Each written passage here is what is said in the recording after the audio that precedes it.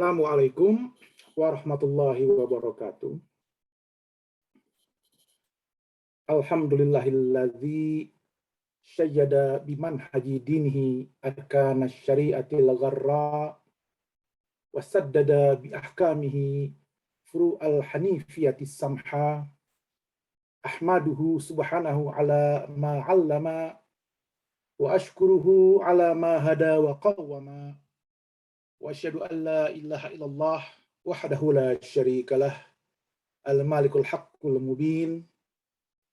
Wa asyhadu anna sayyidana Muhammadan abduhu wa rasuluh al-mab'utsu rahmatan lil alamin sallallahu alaihi wa ala alihi khulafa'id din wa khulafa'il yaqin masabihil umam wa mafatihil karam wa kunuzil ilm wa rumuzil hikam salatan wa salaman daimaini mutalazimaini bidawamin ni'ami wal karam amma ba'd.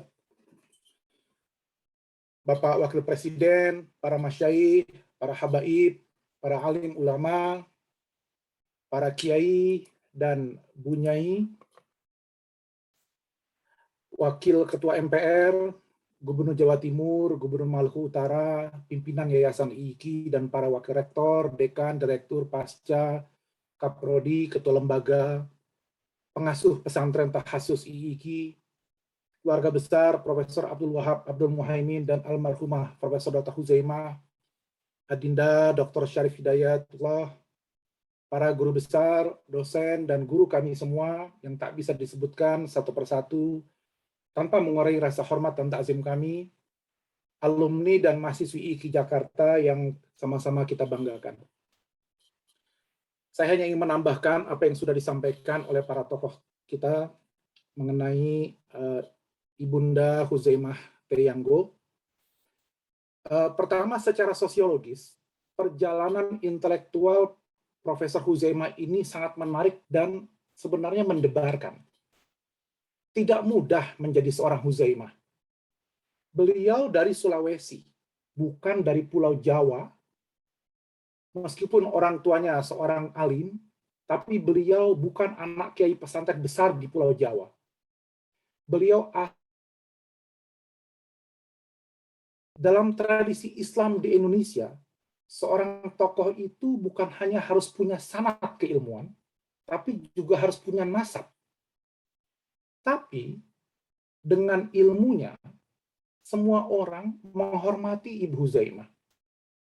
Tidak mudah buat seorang Huzaimah Perianggo yang datang dari Palu, belajar di Al-Azhar, kemudian mengajar di Jakarta, tidak mudah menembus jajaran pengurus MUI dan PBNU hanya dari jalur kampus.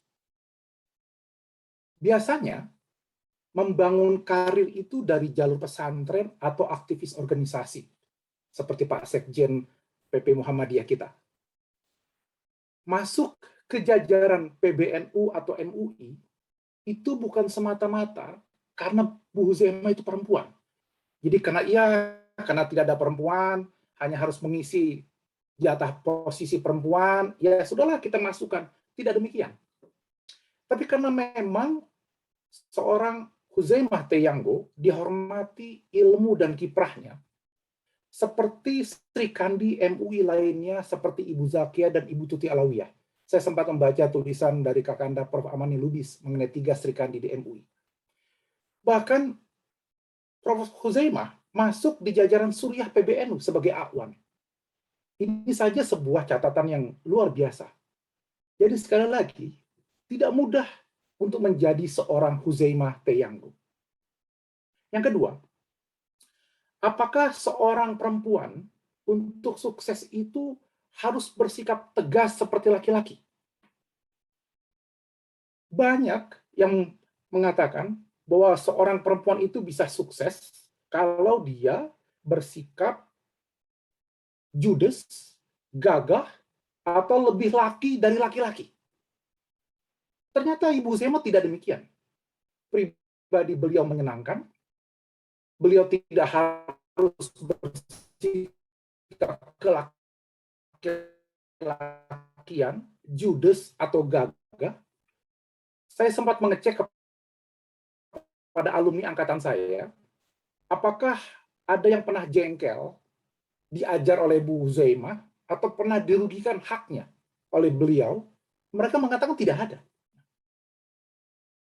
Bu Huzaimah tidak punya musuh. Beliau suka guyon, tidak jaim, tidak mudah tersinggung, diledekin oleh sesama kolega misalnya. Saya teringat Allahyarham Profesor Dr. K. Haji Ali Mustafa Yakub yang baik dalam meeting di IIKI ataupun di MUI itu seringkali menggoda, bercanda kepada Ibu Zaimah. Seringkali Ibu Zaimah juga membalas dengan nada yang tinggi, tapi bukan karena marah, karena memang aksen orang Sulawesi seperti itu. Ini bedanya logat Solo dengan logat Sulawesi begitu ya. Jadi tapi ketika diledek, digoda seperti itu, beliau bisa membalas juga dengan gaya yang lucu dan semua orang bisa tertawa. Ibu Zaimah tidak berambisi meraih posisi atau jabatan. Beliau tidak main politik, tidak tergoda main politik, baik politik kampus ataupun politik kenegaraan. Orang-orang yang mencari beliau, bukan beliau yang mencari-cari posisi dengan lobby sana sini.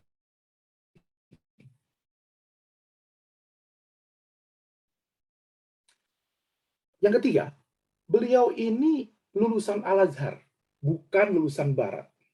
Petanya, akhir tahun 80-an dan awal 90-an, IAIN Syarif Hidayatullah Jakarta itu sedang demam dengan dosen alumni Barat. Tiba-tiba Ibu Zaimah hadir sekitar tahun 87, 88 datang ke Jakarta, dan pada masa-masa itu tidak semua alumni Timur Tengah bisa tampil menonjol di IAIN Jakarta yang mengklaim sebagai kampus pembaru ajaran Islam. Tidak mudah menembus peta intelektual Jakarta di kampus IAIN terbaik se-Indonesia.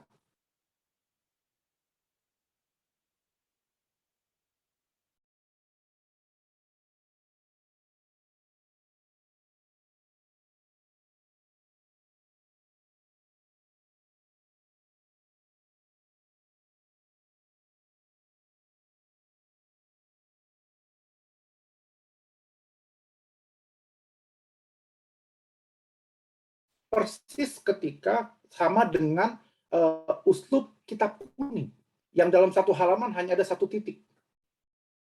Membingungkan mana kalimat utamanya, mana kalimat penjelas. Itu kesannya kalau alumni Timur Tengah membuat makalah.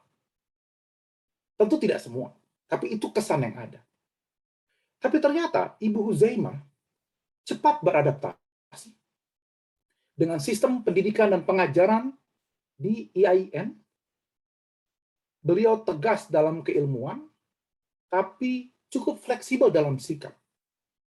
Bahkan tulisannya bagus menurut saya. Jauh lebih bagus dari tulisan sejumlah alumni Barat.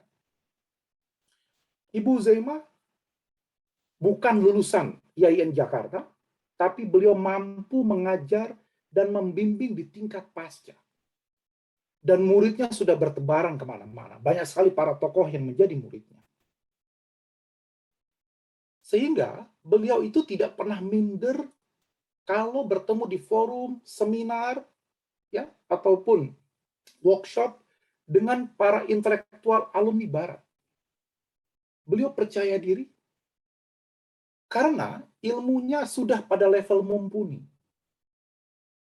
Nah, beliau ini juga tidak latah karena ingin misalnya dianggap intelektual, ya, lantas menerjang semua kawaid, semua kaidah dan aturan syariat, kasih pendapat yang aneh-aneh begitu, asal berbeda.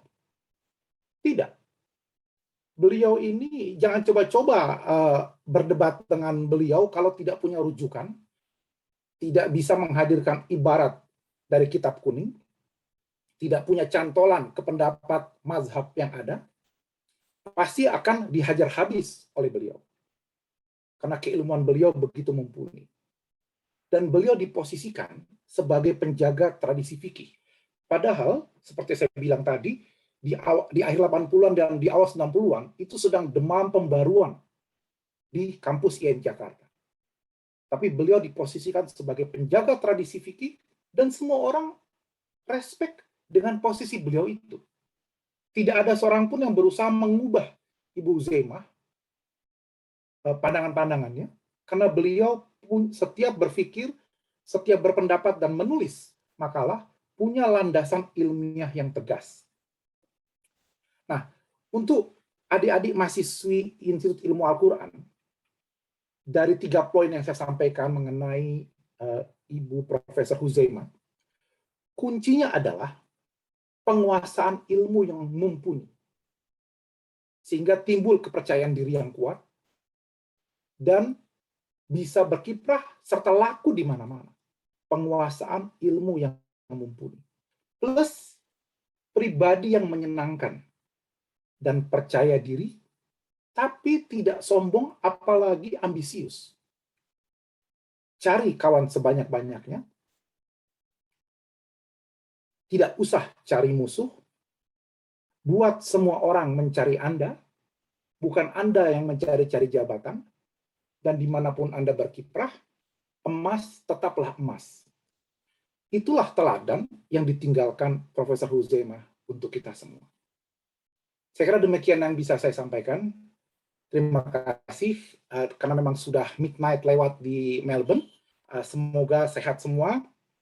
Amin. Dan insya Allah akan muncul Huzaimah berikutnya dari rahim Institut Ilmu Al-Quran IIKI Jakarta. Amin. Subhanakallah ilma lana illa ma 'allamtana innaka antal alimul hakim. Maha suci Engkau ya Rabb. Sungguh kami tidak punya ilmu apapun kecuali apa-apa yang telah Engkau ajarkan kepada kami. Wallahul muwaffiq ila aqwamit thoriq. Assalamualaikum warahmatullahi wabarakatuh.